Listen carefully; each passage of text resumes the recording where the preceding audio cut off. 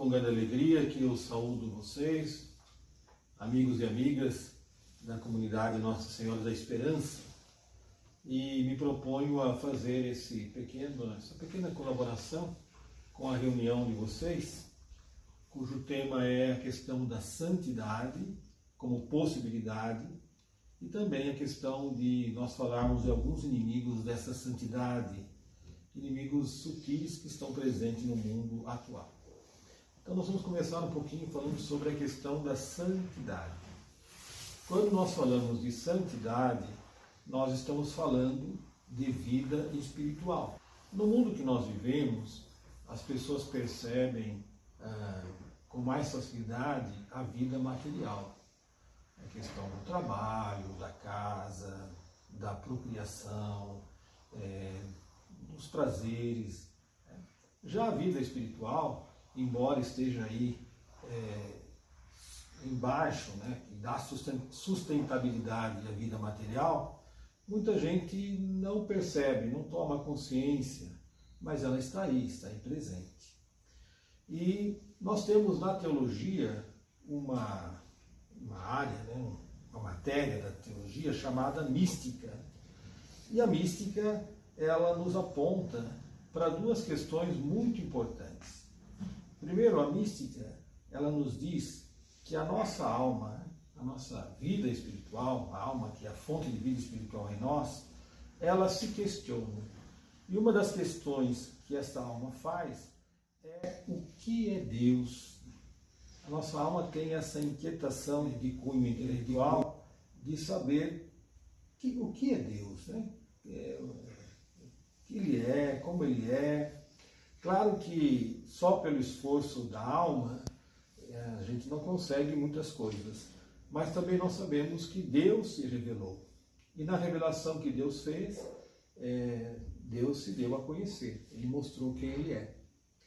Mas também existe uma outra parte da mística que eu acho mais profunda e mais prática, que nós nos perguntamos como é Deus, como esse Deus age. E quando nós fazemos essa pergunta, principalmente na teologia, nós vamos encontrar uma resposta muito agradável. Nós vamos encontrar a resposta de um Deus que quer se dar a conhecer, que vem ao nosso encontro e que vem nos trazer a salvação, que vem ao encontro das nossas ansiedades ou dos nossos anseios, melhor dizendo, mais profundos. E olhando então para essa alma, nós vamos encontrar na alma a presença desse Deus. Deus está presente na alma de duas formas. Deus está presente na alma de uma forma ativa, como Deus está presente em todo o universo. Mesmo que eu não tenha consciência dessa presença de Deus, se eu estou aqui conversando com vocês, vocês estão me ouvindo e me vendo, é porque Deus está nos sustentando. Bastava Deus tirar um pouco essa sustentação, que nós voltaríamos ao nada. Como também Deus sustenta toda a natureza, todos os seres vivos e também os seres inanimados. Então nós chamamos isso da presença ativa de Deus, ativa, Ele que faz as coisas existirem. Mas existe presença que nós chamamos de presença objetiva de Deus.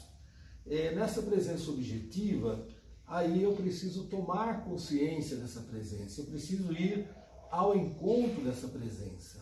Na teologia, nós chamamos essa presença de graça. Acho que todos nós aprendemos lá no nosso catecismo, estar em estado de graça. O que é estar em estado de graça? É estar na presença desse Deus que habita a minha alma. Alguém pode viver fora do estado de graça?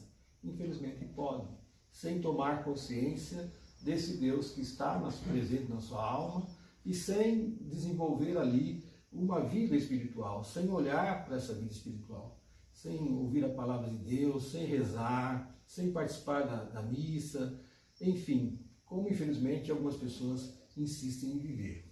Mas, se eu quiser também, posso ir ao encontro desse Deus que está presente na minha alma. Também é importante a gente olhar aqui um pouquinho para a estrutura dessa nossa alma. Nós temos uma alma, essa alma tem uma estrutura. E a teologia nos ajuda a compreender um pouquinho essa estrutura da alma, ou seja, quais são as possibilidades da alma, quais são as suas deficiências e quais são as leis que regem a atividade dessa alma. Quando nós olhamos para esse tipo de conhecimento, nós vamos encontrar dois tipos de conhecimento. Um conhecimento que nós chamamos de conhecimento psicológico. Não é ligado com a psicologia como nós a conhecemos hoje, é mais ligado à filosofia e à teologia. O que é esse conhecimento psicológico? O conhecimento psicológico nos mostra a distinção das faculdades dessa alma. Né? Na alma a gente tem 4 faculdades, que é a imaginação e o pensamento, o entendimento e a ação. Quando nós falamos de pensamento e imaginação, nós já estamos falando de uma estrutura externa da alma. E quando nós falamos de entendimento e ação, ou vontade, nós estamos falando de uma parte mais interior da alma. Santa Teresa de Ávila foi uma santa que nos apresentou um grande progresso nesse sentido. Santa Teresa ela tinha uma dificuldade muito grande, porque toda vez que ela ia rezar, ela conseguia concentrar o seu entendimento e a sua vontade na oração. Mas mesmo assim, Santa Teresa, ela se distraía muito, a imaginação e o pensamento distraíam muito Santa Teresa.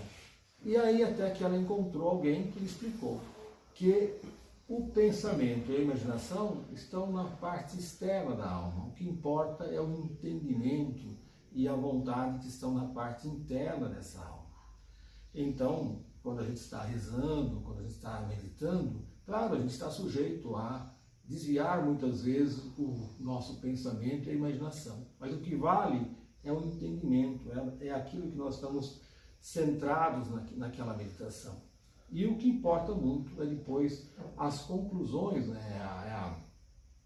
O caminho que a gente toma, as decisões que a gente toma para aquela ação. Nas equipes de Nossa Senhora, a gente vê muito isso presente quando a gente fala na questão dos pontos concretos de esforço, né? Ou seja, eu tenho que ter alguns objetivos, eu tenho que ter aí alguma decisão que eu devo tomar para seguir naquela direção, né? Aquele combate que eu vou tendo no meu dia a dia. Mas também, olhando para o conhecimento espiritual da alma, eu vou ver dessa alma aquilo que ela tem de possibilidades, aquilo que ela tem de dificuldades, e vou também ver um pouco como que funciona essa alma. Então, quando nós falamos de conhecimento espiritual, nós encontramos 3 elementos importantes. O primeiro é o que somos diante de Deus. Então, Santa Teresa também nos fala que toda vez que nós formos rezar, nós devemos pensar, né? Com quem nós estamos falando? E quem é que está falando com quem está falando? E nós vamos perceber que entre nós que estamos falando e Deus que está nos ouvindo, existe um abismo, né? Existe uma diferença muito grande. Entretanto, nós estamos falando com um Deus que quer se revelar à alma, que quer vir ao encontro da alma, que é capaz de vencer esse abismo. Por isso que se pede em toda oração essa condição aí de humildade, nos sentirmos humildes diante desse Deus com o qual nós falamos. Um outro aspecto que aparece também são as riquezas sobrenaturais da alma, ou seja, o que essa alma é capaz de realizar, né? Nós vamos encontrar nessa alma, embora marcada aí pelo pecado, as dificuldades de estarmos na presença de Deus, mas existe na alma um desejo, né? Condições dela também se encontrar com esse Deus. E a terceira estrutura que nós vamos encontrar nessa alma, né, são as nossas más tendências. Né?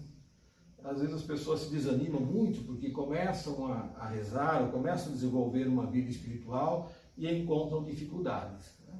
Por exemplo, vai rezar, sente sono, vai rezar, se distrai com facilidade. Mas isso é esperado, né?